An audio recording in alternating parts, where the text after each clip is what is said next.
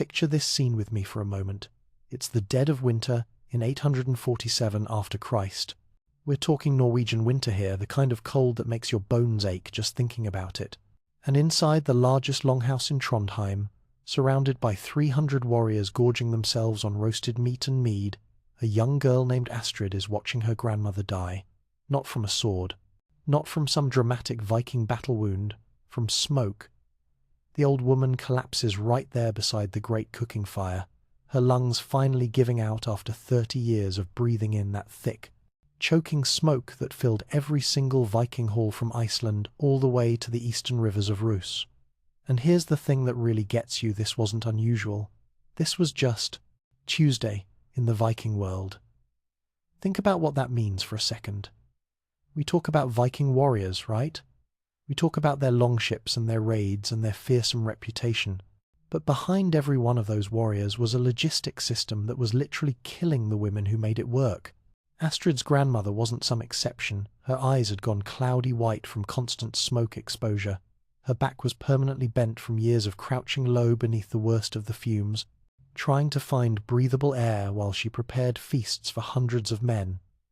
The great hall of Jarl Magnus Ironhand, that's Astrid's father, could seat 300 warriors.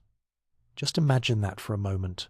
300 Viking warriors, fresh from raiding, hungry as wolves, expecting to be fed.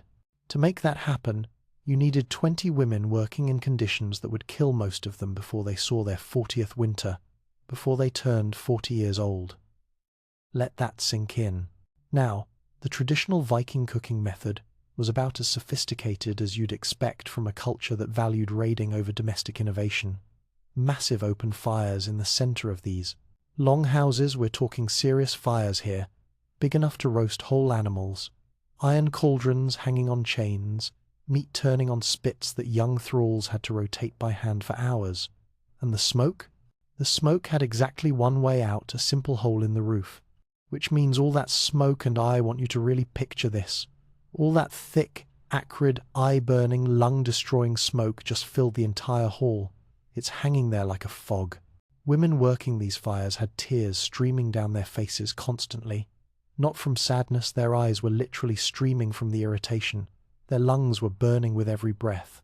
During the feast, celebrating the summer raids in 848, about a year after Astrid watched her grandmother die, disaster struck in exactly the way you'd expect when you're dealing with massive open fires. Inside wooden buildings filled with dried grain and food stores, sparks from the overloaded fires, pushed too hard to feed too many men, ignited the stored grain supplies. Half the prepared food for 600 returning warriors, just gone, up in flames. And here's where you see what happens when Vikings get hungry. Astrid witnessed her father's sworn brother, a man named Bjorn Skullsplitter, which tells you something about his temperament, draw his sword on another warrior over the last haunch of venison. Over meat. These are brothers in arms, men who've sailed together, fought together, bled together, and they're ready to kill each other because the food situation has gotten that desperate. Magnus, Astrid's father, managed to prevent bloodshed that day, but the message was crystal clear to anyone paying attention. Hunger could destroy Viking unity faster than any enemy army ever could. You could survive a Saxon shield wall. You might not survive the wrong logistical failure at the wrong time. That night, while the women nursed their smoke-damaged eyes with cloths soaked in freezing stream, water trying to find some relief, any relief, young Astrid made a vow. She's 15 years old, remember. 15. And she makes a vow to the goddess Frigg, the protector of households in the Norse pantheon, that she would find a way to tame fire itself, not to extinguish it, not to avoid it, to make it serve rather than torment the women who were literally feeding the Viking world. Now, imagine you're one of the other women in that longhouse. You've spent decades in these conditions. You've watched friends die young. You've probably accepted that this is just how things are, how they've always been, how they'll always be. And this 15-year-old girl announces she's going to tame fire. The master cook, a woman named Gudrun the Bitter, and she earned that name, let me tell you, was scarred from countless burns and half-blind from smoke. She just spat at the idea. Fire has been our master since Loki gave it to mankind, she said. you might as well try to chain the wind itself. And that's where we have to pause, because Gudrun was speaking from the collective wisdom of generations. Fire had been humanity's tool and tormentor since the beginning of human civilization.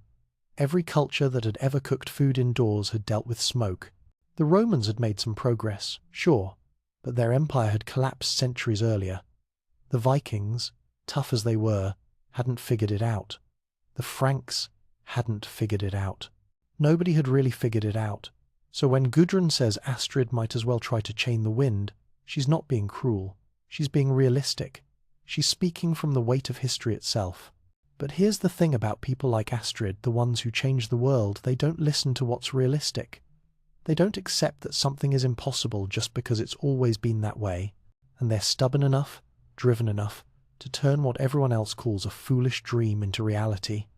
The question is, how does a 15-year-old girl in the Viking age, with no formal education, no engineering background, nothing but determination and the memory of her grandmother gasping for air, solve a problem that had defeated human civilization for thousands of years? The answer to that question would change the Viking world forever. So Astrid has made this impossible vow, and what does she do next?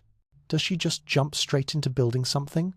No, because here's what separates the dreamers from the innovators. Astrid understood that before you can solve a problem, you have to understand it completely. For 2 years, 2 full years, this young woman studied fire like a warrior studies his enemy. And I mean really studied it. She documented how smoke moved through the longhouse at different times of day. She noticed how wind direction affected the cooking fires. She watched the patterns, the flow, the behavior of something that most people just accepted as chaotic and uncontrollable. But here's the kicker: she also did something nobody else was doing. She calculated the waste. 30%. 30% of all food was being ruined by uneven heating or accidents. Think about that in terms of a Viking settlement trying to survive a Norwegian winter. That's not just inefficient, that's potentially deadly. Her father, Magnus, was initially dismissive.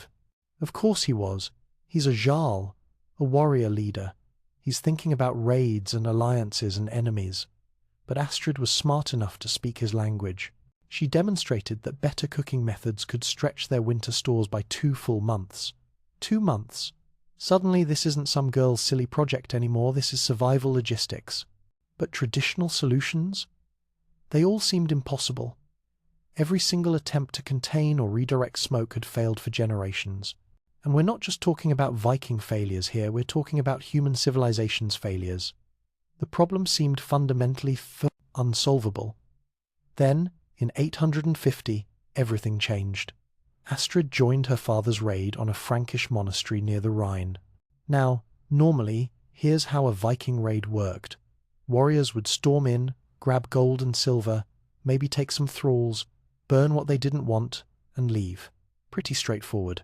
But while Magnus and his warriors were doing exactly that, plundering everything valuable they could carry, Astrid wandered into the monastery kitchen, and she saw something that stopped her cold.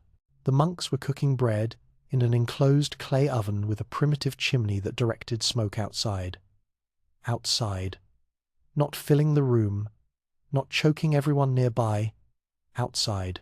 Can you imagine what that moment must have felt like? After 2 years of studying an impossible problem, after watching women die from smoke inhalation, after documenting failure after failure, and here's the solution: sitting in a Frankish monastery kitchen like it's no big deal. The monks, of course, were terrified. They're expecting death. That's what happens when Vikings raid your monastery, right? But Astrid did something interesting. She offered them their lives in exchange for explaining their construction, not for the oven itself, for the knowledge, for understanding how it worked. There was a monk named Brother Thomas who spoke broken Norse, learned from previous Viking raids, which tells you something about how often these monasteries got hit. And Thomas, probably thinking this was the strangest negotiation of his life, revealed that Roman engineers had developed these designs centuries earlier. Centuries. The knowledge had been there all along, preserved in monasteries and old texts, while the rest of the world kept choking on smoke. So Astrid returns home with this foreign knowledge, and now she's facing a completely different challenge. Because here's the thing, you can't just copy a Frankish monastery oven and stick it in a Viking longhouse. The materials are different. The construction methods are different. The whole approach needs to be adapted to Viking techniques and resources. She needed help. Real, technical help. So she formed an alliance with Ulf the Red, the settlement's master blacksmith. Now, blacksmiths in Viking society were respected, almost mystical figures. They worked with fire and metal. They created the weapons that warriors depended on. Ulf didn't have to help some young woman with her cooking project, but Astrid understood negotiation. She traded her preserved foods and her mother's weaving for access to his forge and his expertise. She made it worth his while, and together they started experimenting with different metals and designs.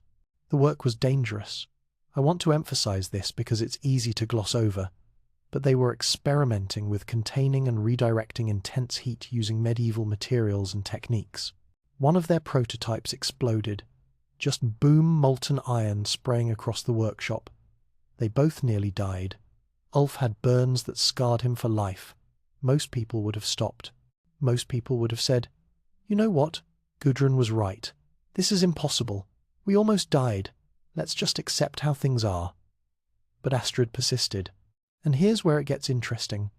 From a historical perspective, she claimed to be guided by dreams that came from the gods themselves. Now, we can interpret that however we want from our modern viewpoint. Maybe she was having genuine visions. Maybe her subconscious was working through problems while she slept. Maybe she was experiencing what we might now call intuitive leaps of understanding. But in Viking culture, claiming divine inspiration was serious business. The Volva, that's a seer, a prophetess named Thorun Treespeaker, interpreted Astrid's visions of controlled flames as messages from both Frigg, the goddess of households, and Wayland the smith, the supernatural craftsman of Norse mythology. This wasn't just Astrid having an idea anymore. The Volva was saying that the gods themselves wanted this innovation to happen.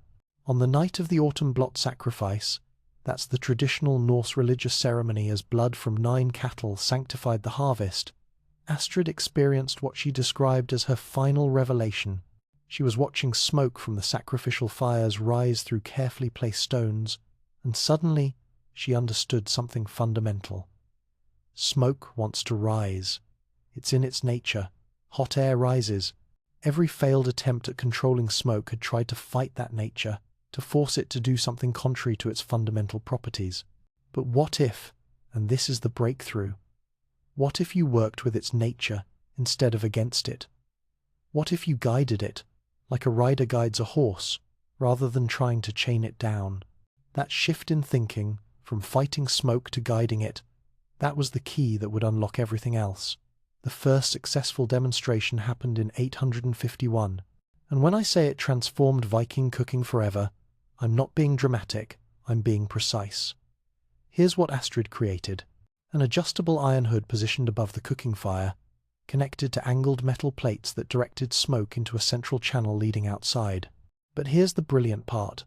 The part that showed she really understood what she was doing. Sliding panels that allowed cooks to control heat intensity and smoke flow. Think about what that means. You could roast meat at high heat, boil water at medium heat, and bake bread at controlled low heat, all at the same time, all without interference, all without filling the room with smoke. This wasn't just an improvement. This was a complete revolution in capability. During the feast of the winter solstice, Astrid's system allowed 6 women to prepare food for 400 people. 400. Work that previously required 20 women, and the results were better. 40% more food, 25% less fuel. Those aren't marginal improvements, those are civilization-shifting numbers. Word spread through the fjords faster than any raiding fleet ever sailed. And here's where it gets interesting. From a human nature perspective, rival Jarls didn't ask nicely for the design. They sent spies, actual spies, disguised as traveling merchants, trying to steal the innovation. This led to a thriving black market in counterfeit versions. And this is important, most of those counterfeits failed catastrophically, because it's one thing to see a hood and some metal plates. It's another thing entirely to understand the angles, the airflow, the precise engineering that makes it actually work. People died from these counterfeit versions. Buildings burned down. So Astrid did something remarkable. She established the first guild of kitchen masters. She would teach her techniques, but only to women who swore sacred oaths and provided payment in goods, silver, or political favors. This wasn't just about protecting her invention, this was about quality control, about making sure the knowledge was transmitted correctly. Her students returned to their settlements as valued specialists, commanding respect previously reserved for skilled weaponsmiths. Think about that shift. Women who had been invisible, who had been dying young in smoke-filled kitchens, were now traveling specialists with their own economic power and social status. But the ultimate test came in 852, when King Harold Fairhair got involved. Now, Harold Fairhair is a name that should ring bells for anyone who knows Viking history. He was in the process of consolidating power over Norway, trying to unite all these independent jarls under one kingdom, and he heard about Astrid's innovation. So he did what powerful men do, he demanded a demonstration. The stakes were absolute. If Astrid's invention proved superior to traditional methods, Harold would mandate its adoption throughout his growing kingdom.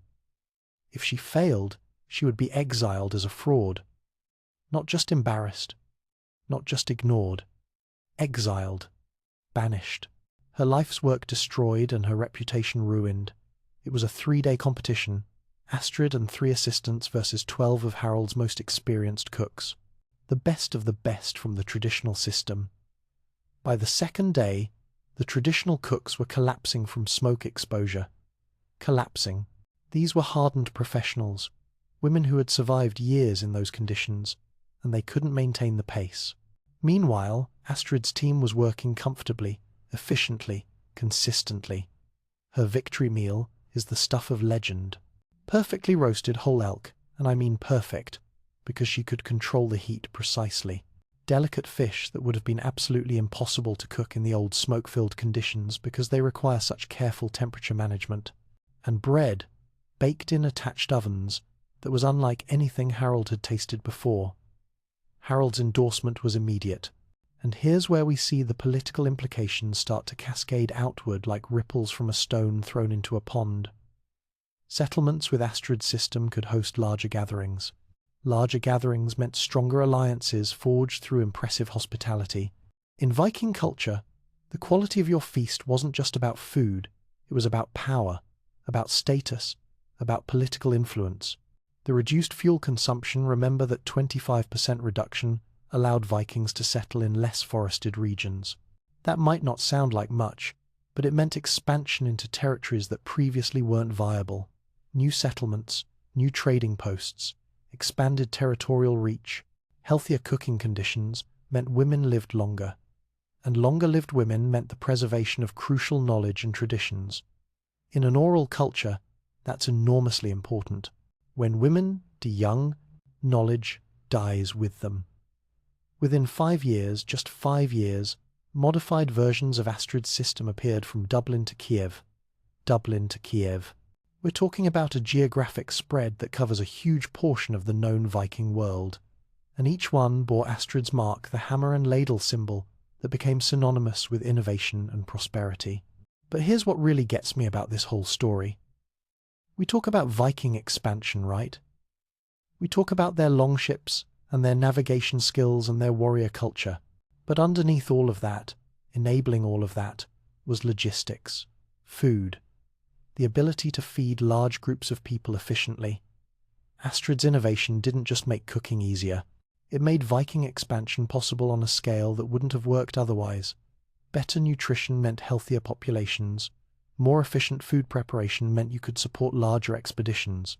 The ability to preserve more food through better cooking techniques meant longer voyages were feasible. This wasn't just a better mousetrap. This was infrastructure. This was the foundation that everything else was built on.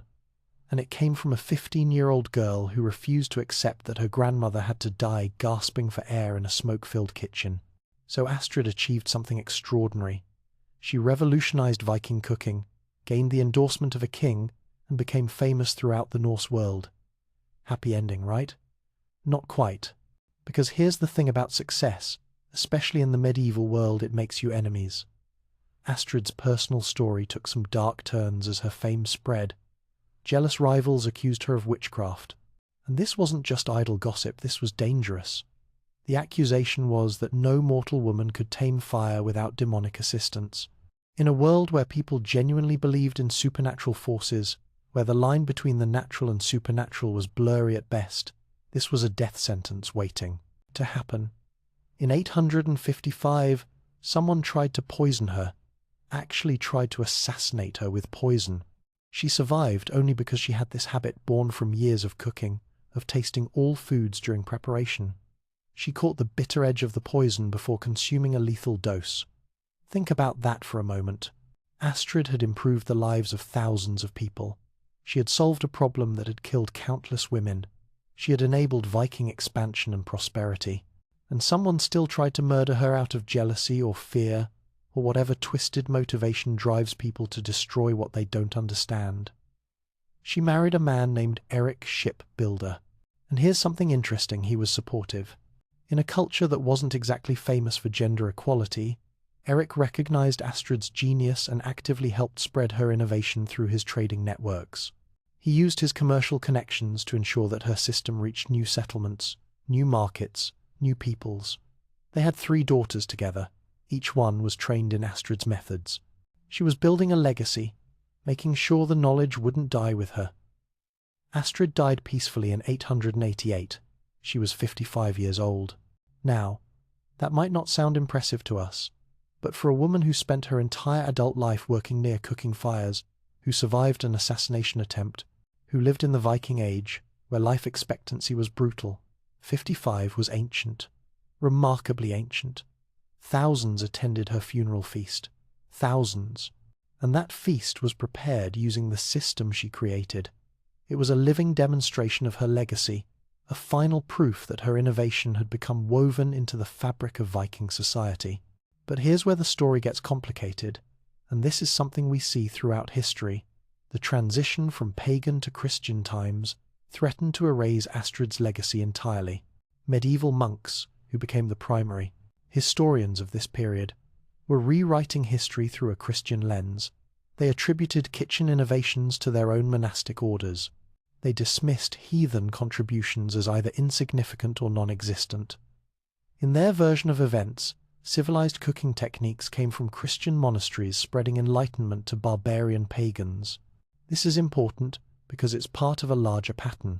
How much innovation, how much genius, how many contributions have been erased from history because they came from the wrong culture, the wrong religion, the wrong gender? We'll never know the full extent of what we've lost. But Viking women preserved Astrid's story. They preserved it through songs and sayings, through oral traditions that monks couldn't fully suppress because they happened in spaces those monks never entered: kitchens, gathering places, the domestic sphere. As clever as Astrid became a compliment for innovative thinking, Astrid's blessing meant smoke flowing properly from a hearth. Her name became embedded in the language, in the culture, in ways that outlasted the official histories. And here's where modern archaeology enters the picture. Excavations in modern Trondheim, the very place where Astrid watched her grandmother die, have uncovered perfectly preserved examples of her original design, complete with her maker's mark. The hammer and ladle symbol, exactly as described in the old songs. This is physical proof, tangible evidence that the legend was based on historical reality. The design is sophisticated, engineered, purposeful. This wasn't some primitive accident.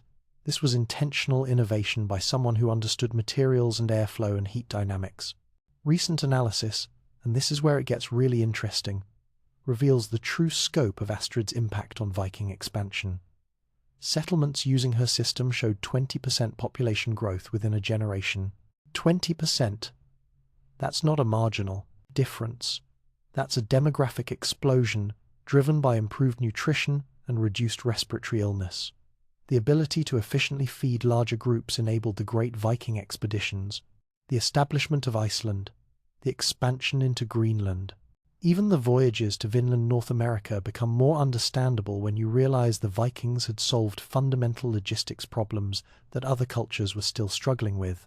Military historians have calculated, actually sat down and done the math that improved food logistics, made possible by Astrid's innovation, extended Viking raiding range by 300 miles.